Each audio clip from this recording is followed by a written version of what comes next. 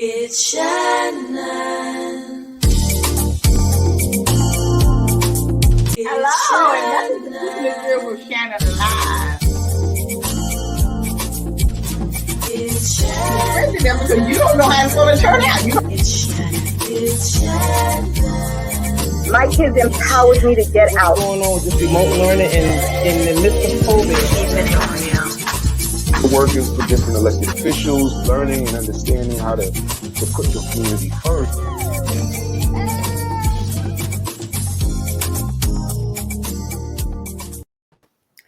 Hi, and welcome to Keeping It Real with Shannon. Hello, Dr. Vanessa. How you doing? Hey, Shannon, I'm good. I could not be no better. Oh, you just think you hot stuff because you down there in Texas today. That's all. Absolutely. Being pampered. Hey, Diane. Look, we have a good show tonight. Our topic is, do you believe in yourself? Because sometimes we don't believe in ourselves. Sometimes we don't think that we can do some of the things that we want to do. But tonight we're going to talk about that. We have two special guests on that has written two books, and I would like to introduce our first author, Miss Kimberly Headley, and she is a minister, teacher, poet, playwright, and entrepreneur. Kimberly has done mission work in Georgia, South Africa, and ministered in the streets of New York City. She believes in the power of sharing a message of hope and healing. And our next guest, who's written the book, Before I Ever Walked, and that is Natasha Coles. She was born and raised in Brooklyn, New York. She has a bachelor's degree in mass communication from Bennett College, and she has a master's in early childhood development. Natasha currently works as a kindergarten teacher. She has two beautiful children. She believes that, we should inspire young people looking for ways to uplift, encourage, and inspire people of all ages. And we would like to welcome them to the show tonight. Miss Kimberly Headley and Natasha Coles. Hello, ladies. Hi, How are you? Hi, Dr. Vanessa. Hi, Lottie. Good to see you again. Well, we're so excited to have you on the show tonight. And Vanessa, Vanessa, I'm thinking about her. Natasha, your book, Before I Ever Walked. Why don't you tell us what that book is about? Yeah, sure. Well, Before I Ever Walked is an encouraging, inspiring story about a young bird or a little bird that is having issues believing in himself. He's feeling stuck. And it's not until he comes across a little boy that is able to encourage him. And it was because he was encouraged, and he was encouraged by his mom. And so he was able to give the same encouragement to the bird. And through his inspiration and encouragement, little birdie begins to believe in himself as he takes the leap of faith, and he steps out and starts to fly, and he starts to see and realize who he really is. And it's in that moment that he becomes confident and he begins to soar. Mm-hmm. And Kimberly, you wrote the book, What's on Your Mind? And this is a book of meditation and reflection, but it's also, talks about believing in yourself. So what made you write your book, What's on Your Mind? So I'm a writer by heart and by passion, and I always quote a lot of sayings and post a lot of sayings on Facebook. And one of my sister friends said, "You're always saying something very inspirational to encourage people. Why don't you put it in a book?" And I kept thinking about it, and I wasn't too sure if that was something I wanted to do. And then the Lord actually impressed upon me to start writing. So my book is a combination of some Facebook posts, but a lot of it is new content, is sitting in the presence of God, and God just giving me downloads of everyday thoughts, things that people might think of, or words of encouragement that I can give to somebody who might be not having a good day at that moment. So that's how that book came about. Well, both books, our topics tonight is, do you believe in yourself? And both books, shares about how you should believe in yourself. So why do you feel it's important that people should really believe that they can do whatever they want to do? Well, personally, I've actually grown up like all my life, my childhood. I was very fearful. I had extreme, and I didn't even realize how extremely fearful I was. But in high school, let's say in college, like I didn't want to raise my hand. I would have like reports sometimes or presentations, and I would not go. Like I already knew I was getting like A's in that class, so I'm like maybe teacher's gonna drop the lowest grade. But I just felt like I couldn't do it. And I feel like it wasn't until I got older that I started really pushing myself to overcome my fears and say, like I love to dance. I'm very, I love to sing. Those are all things that I love to do. But I spent most of my life afraid to do it because of embarrassment or things like that. And so, at the end of the day, I've come to realize that the most successful people in life are the ones who are hardworking and who believe in themselves. It's those people that have the confidence. And sometimes you see people, I'm like, they're not even, I mean, sometimes we judge and we're like, they're not even that good. But because they have the confidence and they believe they are, they've convinced you, and then it's not so you're like, how did they get there? But it's really, and also too, a lot of times I would see people doing the things that I want to do, and I would start crying because I'm like, wow, like look at them. I want to be like that. I want to be able to be Yes. free and Yes. just move in that, freedom and to be who I really Yeah. am. And so it's important. I think you get the fullness of your life and the fullest experience of your life when you take that step to, to just look fear in the face. I can't say that you can't Well, be what fear. you just said, the word you just said, fear, that's Mhm. what we got to get rid of. Fear. Absolutely. And Yeah, that's the thing. I wouldn't even say that we have to get rid of it because I think it's a natural part of it. Like our bodies are wired, the way our brains are, to kind of like if we don't know fear, then we're in trouble. You know what I mean? So Well, that's just true. That's you know, true. so yeah, you the need defense mechanism, that fight or flight. exactly. So Right. you need to be aware of fear, but there's an unhealthy fear that causes us to become stuck, and it's that we need to be able to face, right? So we need to be able to overcome fear. And I think the biggest thing about even in the book Birdie Blue, it wasn't until he changed his mind, and it's about a shifting in your mindset, and it's about the way that you speak. As a man speaketh, as a man believeth in his heart, so is he, and so it's about the reframing and the rethinking or thinking about the situation or seeing yourself in a more positive light. Well, Natasha, since you work with kids, young kids, I know sometimes it's hard and difficult. They could be transitioning from another neighborhood, or their first time at school. How do you incorporate your book, the methodology and the strategies in your book with your lessons, with your curriculum? Well, we have a special thing. I think the schools now are big or are becoming aware of the importance of relating to or educating the whole child. And so they are big on like a social emotional awareness and things like that. So we have conversations, their curriculum that is already specifically that we have to align with. But that curriculum basically speaks about knowing who you are. You're unique, you're special, challenging them and pushing them to do the things that that are in their heart. So I have a lot of kids that are shy. I have a lot of kids that say I can't do this. I have one student that Miss Toll's writing is just not my thing. I just can't do it, And so we're always talking about what is a new thing now is like the growth mindset. And so we're talking about the power of your yet. And it's not that you won't ever be able to do it. You might not be able to do it right now, but we really want to say I can't do it yet. And we work toward that that mindset. And in my classroom it's not can't. Okay, it's just not yet. So Kimberly, how do you feel about because yours is coming from a spiritual side, and I think that we need to have a little more faith and be willing to step out on faith in things that we want to do. So even if we start in a business or just like you write in the book or whatever, you keep putting it off and said, oh well, I don't know if I can do it or not.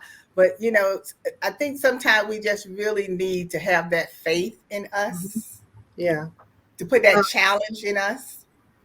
Well, faith is not easy to have. Faith is a process. I believe that procrastination is the greatest enemy to progress. And so when you have a God presence in your life, God is the person that pushes you along with the supportive communities. If you're blessed to have people around you who can see your gifting and see your potential, that helps you to see like you can really accomplish it. And as my sister said, it is a mindset. And when your mind is transformed and renewed, you can begin to see yourself in a different perspective and have a different trajectory about where you want to go. And so words have power. Scripture says death and life are in the power of the tongue. So what you speak is what you can become. So if I keep saying I can't do it, I won't do it. But perhaps if I give myself enough confidence to believe that if I take that one step, as Natasha's book says, that one step can propel you into greater expectations and things beyond your imagination. And that's why I always say I know we should start teaching our children from the time they're born to have confidence and to know, like when kids be saying, I can't do that. Like when I'm talking to my granddaughter, she'll be like, oh, I can't do that, Grandma. Take that word out of your mouth. Right. There's no such word as can't, even though I guess there is a word, but as I'm concerned, there's not a word as can't. And we have to start telling our kids and the young people to stop saying what I can't do. Do it first. If it doesn't work, then you pick yourself up and try it again. The main word, Natasha said it before, is confidence. Because sometimes we like that confidence. Because that's even myself. Like I'm a fluffy woman, I'm on that side. And then there's some stuff that I like to wear. And I would see women with it on, and I'd be like, man, I wish I had the confidence to wear that. I don't have the confidence to wear that. You know what I'm saying? You just got to put it on. That's right. You wear your attitude. Your attitude. Listen, you can wear something frumpy, but if your attitude is confident, people wouldn't even see the frumpiness. They would see this person stepping into this outfit. She's doing her thing. So, yeah. Go on, put it on, Lottie. Now, wait a minute, Kimberly. We got to make sure we got to check out what you're going to put on first. I was like, but you should ask a good friend before you leave. Right, ask a good friend. No. Now, what I'm talking about, like those tight stretch pants, the tight stretch pants. And I see large women like me with them on, and they just got like the short top on, and I'd be like, no, I can't. I can't, but I wish I did have that kind of confidence. I do it, you know what I'm saying? I mean, I have confidence in everything else like I do, but just to me, some things you just can't do, right? But I mean, as far as like the work ethics and, personal stuff like that, I have the confidence I can do it, and I'm not afraid to do it. I'll just do it if something happened to me. Most of the time I sit up and laugh at my own self. So that's where I am. But we got to take a quick break and we got to come back with more Natasha and Kimberly. We'll be right back. It's Shannon. It's Shannon. This year, celebrate Vote Early Day and make your voice heard. Each year, the amount of people voting early grows. And this fall, over 220 million Americans can vote early. In person. By dropping off their ballot. Or mailing it in. With so many options, you can vote when it's convenient for you. Election day is the last day to cast your ballot. So the question isn't why vote early. It's why wait. Join the celebration and find out how you can vote early at voteearlyday.org.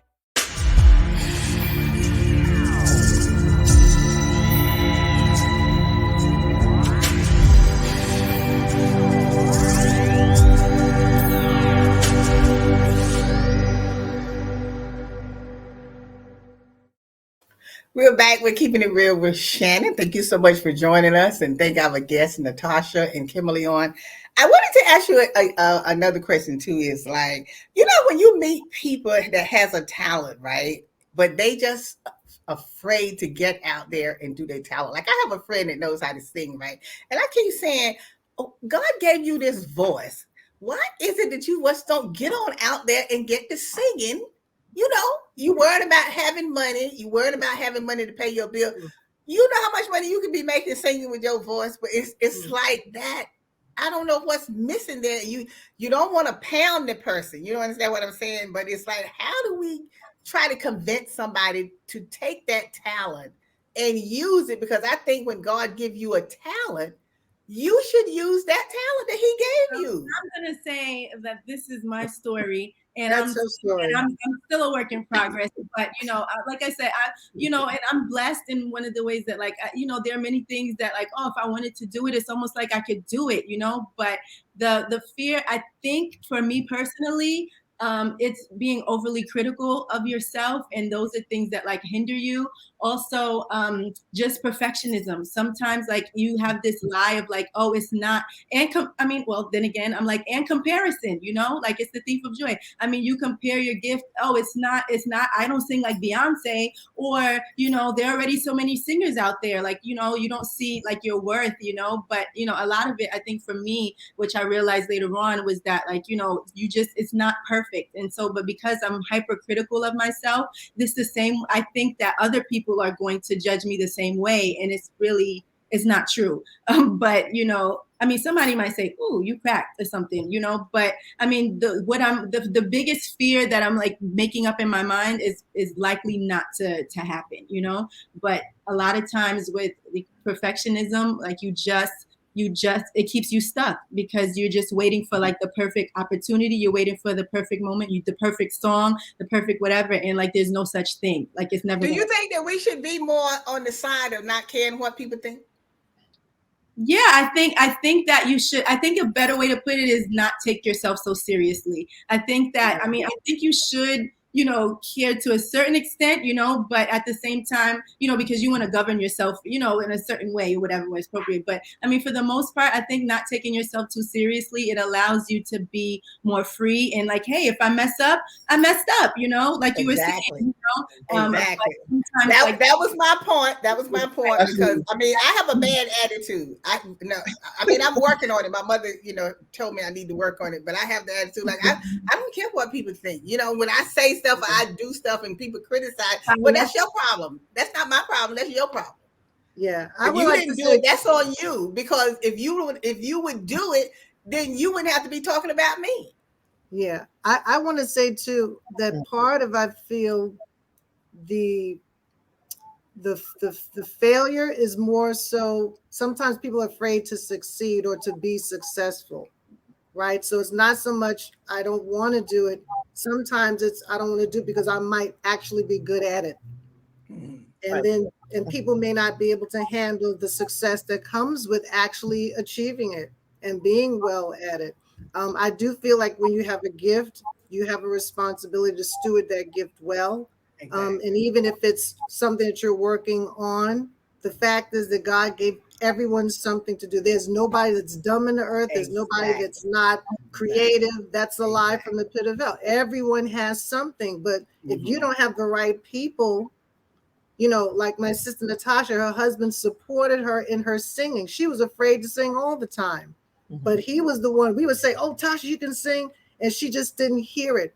It's not that she didn't necessarily always believe it. It was like, what happens if I step out and do it?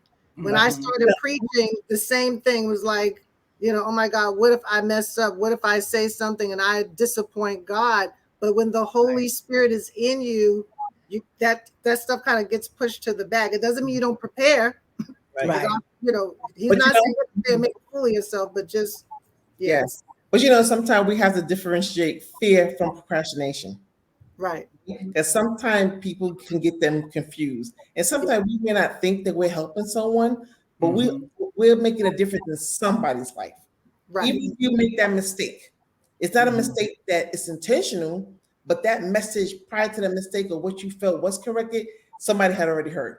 Somebody Absolutely. So it's just really stepping out in faith, like you say, but you have to have the support, like you said about Natasha.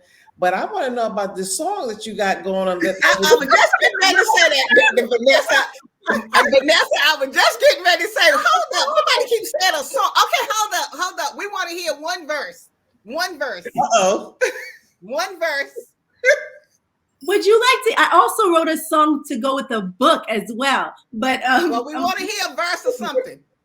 All right. Oh my goodness. Okay. Where should I? We got a minute. Okay.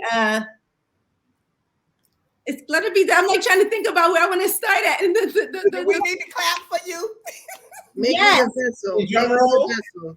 Okay. Make me a vessel. I'll be your temple, declaring signs and wonders. Let it be done, all for your glory. You go before me, declaring signs and wonders. Let it be done. I'm like, I got a little cold. Now listen. Now wait a minute. How long have you been hiding that for somebody to pull it out to share it? Well, I just released that song on my birthday because I said, I've been writing songs for a long time, and I never do anything with it. So for my 40th birthday, I said, you know what? I'm gonna share what God has given me. So that was my moment of overcoming. And Well, girl, all you got to do is put it on that what they put it on now. They don't put it on vinyl anymore. What they doing, whatever they putting it on now, that's what you need to put it on. And, it is available on Spotify and iTunes and YouTube. Okay, so those are some places we can go, but where you gonna be singing at, performing or something, even if it's at church, you have to let us know so we can be that, Yeah. TBT.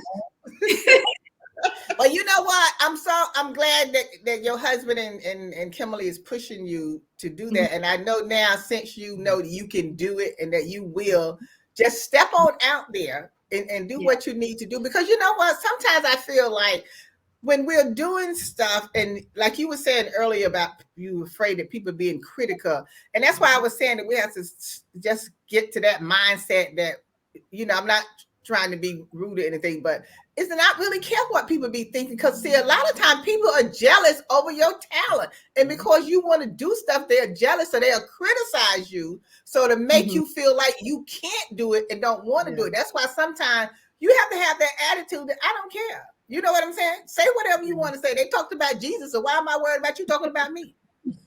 And sometimes people envy the fact that you've gone out and stepped out and did it, and they didn't. This is what I'm saying. Yeah, it's a lot of jealousy. You have to understand there's a lot of jealousy with people. Rather than them encouraging you, they're criticizing you, where really they know you good. They know you good, but they don't want to give you that credit of doing anything, It's like when people get information and they don't want to share it. You understand? Like they know how to do something and they don't want to share it. Like Dr. Vanessa, she's a wealth builder. She's teaching us how to get rich. You know what I'm saying? So these people you want to be hanging with. I'm not teaching them how to be rich. I'm teaching them how to build generational wealth and leave a legacy. Beautiful. It's a big difference. It's a big difference. But the thing about it is, whatever we're teaching, I mean, Kimberly, she's teaching us, from the spiritual side, and Natasha also is teaching us from the spiritual side as well. Even though we're talking about the books that you wrote and everything, but you still got to have that confidence, and you got to know that, and have that determination and motivation. Yeah. If you don't have a passion, if you're not motivated and determination about your passion, nothing is going to happen. But if you're passionate about something, you would do whatever it takes to make it work. That's how I feel about it. Someone's saying they want me to talk more about my book. Well, okay. What's on Your Mind is really it's an evangelistic book. It's a book because I used to preach on the streets of New York, subway, going up and down downtown Brooklyn. I feel that everyone's not going to come into the church. And so when I wrote the book, it's for people to understand that God loves you and can meet you at any point in your life, no matter how difficult life becomes, no matter how many challenges. And so every time I posted on Facebook, I did so with the hope that whoever was having a difficult day, a challenging day, here's where you can go and see this post, and maybe your mindset would shift. So it's really about being an evangelistic tool for anybody, and anybody can write. I encourage people to write, write your thoughts down, write your dreams down, write your aspirations down, because once you put a pen to the paper, you're responsible for what you put out. Now it may not come out of your mouth, but it's on paper. So what are you going to do with what you placed before the world, before God? And God is waiting for a lot of people to come out of this slump, to get up and go do what he's called us to do. The pandemic has taught us time is of essence. So we don't need to be sitting down, wasting time, wondering looking at other people living our lives vicariously through social media. What about you? God is saying you have something you have to contribute to this world, and you don't want to go to death. And on the tombstone, we don't know what you did. All we see is the dash and your birthday and your end date, and nothing there. So I always tell people in church, my family, my sister, get up, go do what God has called you to do. That's interesting. And you want to wake up on a daily. Go ahead, Vanessa. It's interesting you say that, and I appreciate that, because this is where I came out of retirement as a passion to bring people to the table to build generational wealth and stop thriving in generational debt. So sometimes we become complacent in our surroundings, and the pandemic was that reality. Is like, you know what, tomorrow is definitely not promised to no one, and it's like you got to do something for something, do you? So it's really trying to connect in the narrative of how you're thinking about things and put more attention and get that faith, get that energy, be around those people, those like-minded people, because look what the pandemic had. It could be another pandemic tomorrow, next year, next week. Right. You know? And that still goes back to when you, I feel too that when you wake up every morning, after you give thanks for still being able to see the sunshine, go out and do something good for somebody. You know what I'm saying? Share what you are doing good with someone else, and then if you can help somebody else, then that's what you do also. Because we need to get back to that also, because we don't know how to treat each other now. That's another thing. We don't know how to treat each other. Yeah, the value of human life has diminished. Yes. But again, the image of God lives in every single person. And sometimes people can't get to God. And so perhaps you might be the messenger, right? We might be the living epistle, as they say, that somebody reads. They read love in you. They read mercy in you. They read compassion, because everyone's going through trouble. Everyone's going through trauma. So what we're gonna do, Kimberly, we're gonna hold you and Natasha for a few minutes. We're gonna go to our after show and continue and finish our little conversation real quick. But we want to thank everybody for joining us for this part of the show, and we want to thank you for coming on as our guest as well. And you can always see us on Facebook and YouTube every Tuesday, 8 p.m. You subscribe to our YouTube and follow us on Facebook. So we want to thank you again for joining us tonight. And we're going to come back from our after show. So as always, we'll see you next time. Today's show is sponsored by Abu's Bakery. If you have a sweet tooth, stop by Abu's Bakery for some delicious cakes and pies.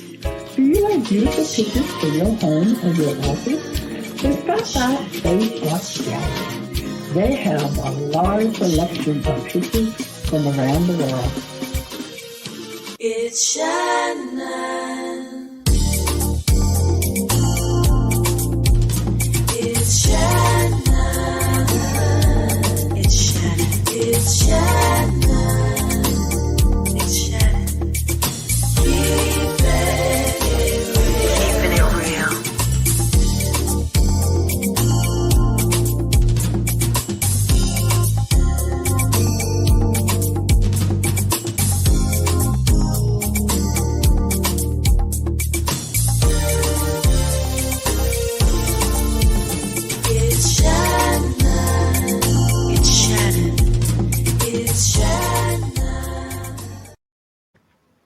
Hey ladies, welcome back.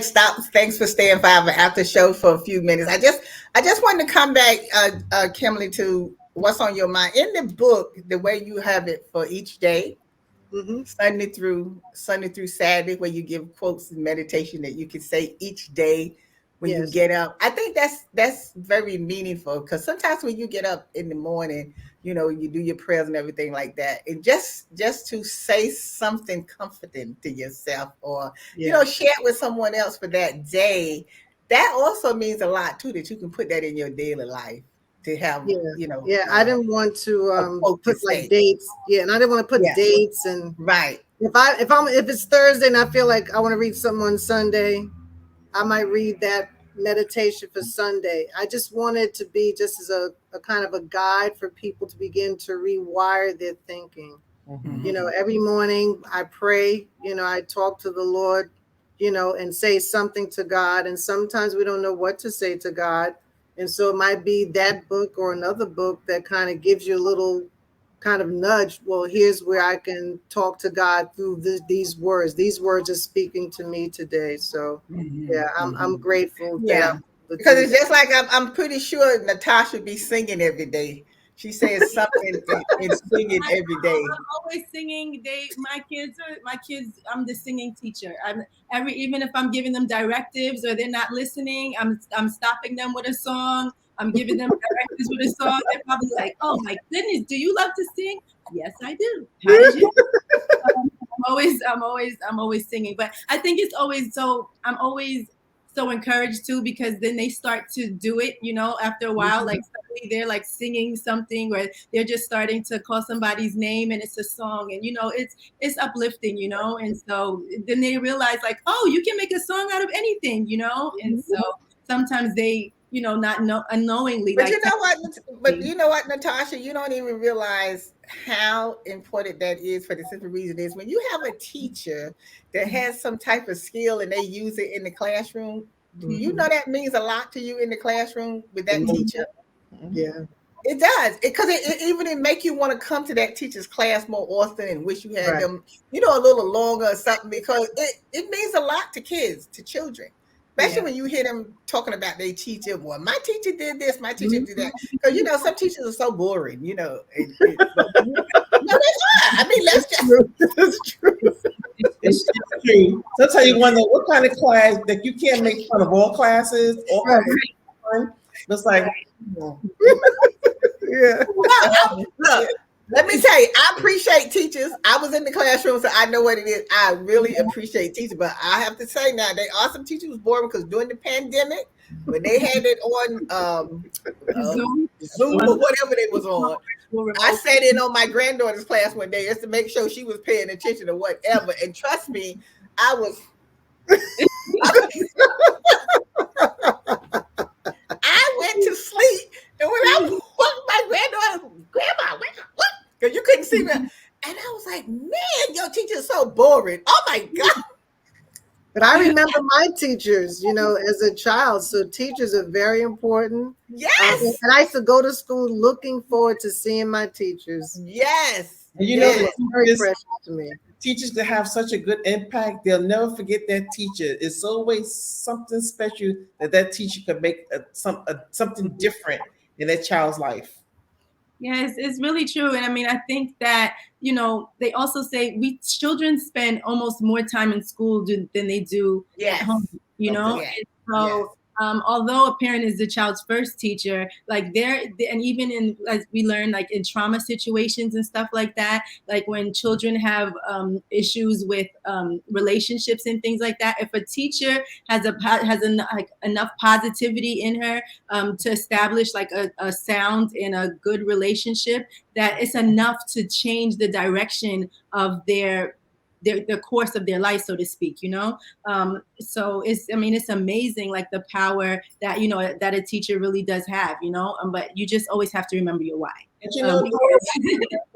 That's interesting that you said that, because I think about the kids who was going to school, and some of those kids who have maybe using school as an outlet to get away from the trauma at home. Then I thought about these kids during the pandemic. Now that they're home, maybe with their abuser, with their accuser of other things that's going on. So how do they now transition back into school when that was their safe haven? Yeah, like attachment. Well, really, what I was trying to say before was like attachment, like the attachment personalities that we develop, through our experiences or whatever. But a lot of times with children who have experienced trauma and things like that, But that's why, and now they're making it so that teachers have to learn how to have trauma-informed care.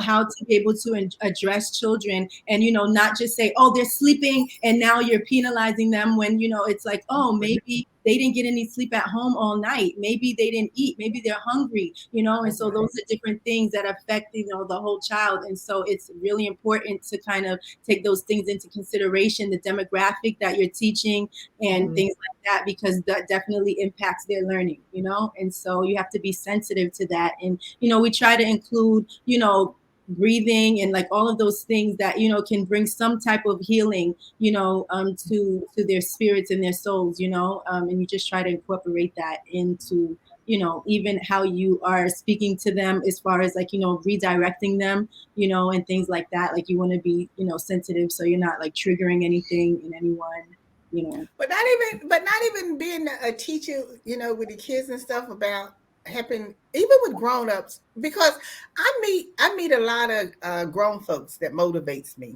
You know what I'm saying? Like I see what they're doing and, you know, I see how they are. And it really motivates me to want to be a better person. You understand what I'm saying? And when I look at them and I was like, well, if they can do that, I know I can do that there. You know what I'm saying? So, you know, it makes me want to believe in myself more, that I can do more than what I do because I see what they're doing. You know, and people sometimes don't even know that they have motivated you or touched your life because you never say anything. You know what I'm saying? And sometimes people just touch your life and you don't tell them, but you know they have touched your life. You know what I'm saying? Even as an adult, right? Because that's why I like to be around positive people. If you're negative, I can't be around you. I can't. Yeah, negative people. I don't have no problem dropping you right quick. They bring your energy. Yeah, when you don't hear from me and they be like, oh, well, I ain't heard from you. Oh my God, I just been so busy, girl. You know, I couldn't call you or whatever. No, I don't want to be around that. I don't want to be around. It's important who you center yourself around. You know, I think everyone has to be very discerning, right? Because I believe in destiny relationships. I don't waste time with people who are not a part of my destiny. And I encourage others to do the same thing because we've spent the years kind of running with people, hanging out with people. You know, it's like if you're not adding to my life, if I'm not adding to your life, then you can just be someone that has just passed through that phase of my life. But it's about destiny and it's about us building together. How do my resources, how do my relationships help you to enhance what you're doing? Because really, to be honest, the only person who should be jealous of any is God. God is the only one who should be jealous. We should not be jealous of people. But it's, as our guest said, knowledge is power. It's true because the more you know, the better you're going to be. So when people say, oh, Lottie, you just talks too much. Every time I turn around, you talking to somebody. You don't even know the person you talking to them. You know what I say? But how do I know who I'm talking to? You don't know who you're talking to when you talk to people. You don't know what they into or whatever. They may be into something that you want to get into, or they can help you get into and stuff.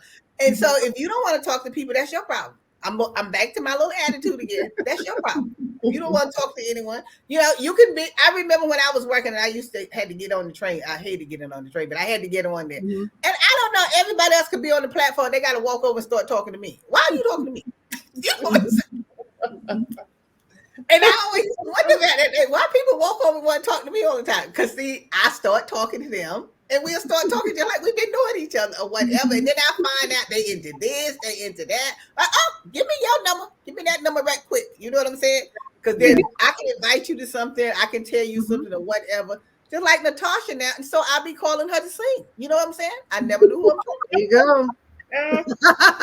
That's Natasha, yes.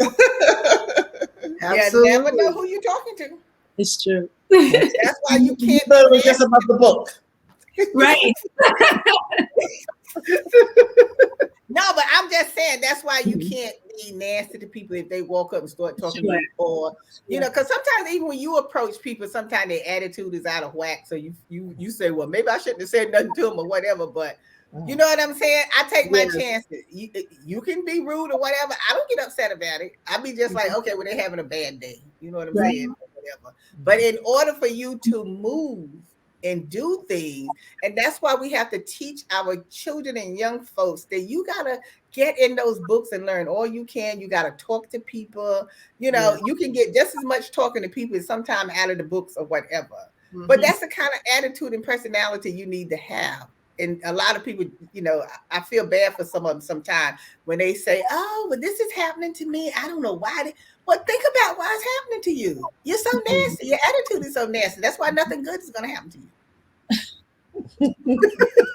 you. Well, they don't believe that, Lottie. They don't believe that. Well, people don't don't believe that when things start happening to people, they want to know how come all these bad things are happening to me. You got to step back sometime and think, why are these things happening to me? Mm-hmm. Very true. Self-reflection is very important. Also, when you said that if they're negative, I think we don't realize the power of our words. Like words have power, and I think it really just goes back to, and it's all God. I think that's like the funny thing. Like it's all God. Like this is nothing new, but now it's like the affirmations and manifesting and like all this other stuff. It's like this is God said this a long time ago. He said that your those things that be not as though they were. He said, "Be renewed by the power." I mean, forming of your mind. Like he said that already, you know, because he built us in a certain way. And when we flow in that, in those principles, like you start to see the fruitfulness of it, you know, like that's what he said. But now everybody's like, well, ladies, it has really been a pleasure talking to the both of you. And I mean, I'm just so excited. I'm so excited for both of you. I'm excited for Kimberly. I mean, Natasha. Like I said, I'm going to be calling you. Okay. Please call her. I call Kimberly to preach, but see, I know she'll be preaching all the time because she always be preaching. Preaching that's all the time and stuff. And we got to get her too. But now that we know we got some more vocals to add on, we're gonna be adding that on. Yes. Because I have to tell you, God is good all the time. All the time. He always puts the right people in your life. I thank him every day for putting the right people in my life because I learned something from everybody that's in my life every day. And I try to treat people good because see, I'm trying to get through that gate. That's what I'm trying to do. And I'm not gonna let anybody stop me from getting through that gate. I'm going. You know. That's why you don't be hearing me with all these friends because ain't nobody your friend. Ain't nobody your friend. We're gonna get through that gate. So I'm gonna do what I have to do to get through that. So, but I truly want to thank you both, Kimberly, for writing your book. I've enjoyed reading it. I'm gonna read some more because I'm gonna do the daily thing. I'm glad you put it in the daily thing. Monday, Tuesday, Wednesday. Yeah, that was very helpful. And Natasha, before I ever walked, gotta preach. That confidence, yes. We don't realize that we're hardwired to grow. We're hardwired. Yes. Yes. Before you ever walk, you crawl, you try, you fall. But no, I mean, it wasn't like a baby who fell and it was like, you know, they don't try again. They try again. That's naturally innately do, you know. But we forget, you know, as we experience life and we become more aware of our hurt and we become more aware of failure and those things like that, you know, they hinder us, you know. But that's why Jesus said, become like a child, you know. Yes. When you like a child, all right, you willing to try, you willing to, you know, there's qualities of a child, you know, are really the qualities that help us to succeed, you know. Well, thank you all so much. I really can't tell you how much I thank you. I thank the guests, all you guests for joining us tonight and for your shout outs and comments. We really thank you for joining us tonight. And look, as we move forward, let's move forward in the positive way that, you know, we're going to do as much as we can to help the next person. Even though with their attitudes or whatever, we still going to be talking to them because I feel that's what God wanted us to do.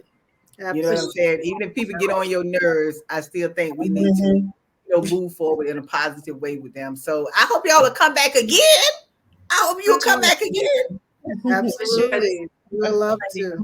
And so Natasha, she'll sing and I'll preach. All right, Kimberly. All right.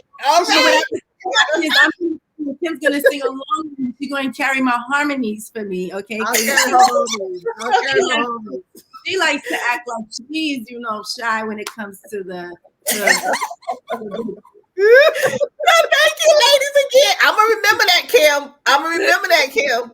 We're gonna do that. We're gonna put something together. We're gonna do that. Because you know the Lions, we always having something all the time. So you know you got to do that. Yes, we're gonna do that. So thank you, ladies, again. So thank you, Dr. Vanessa, for joining us and all our guests again. And love you guys. Come back again. And as always, we'll see you next time. Bye-bye.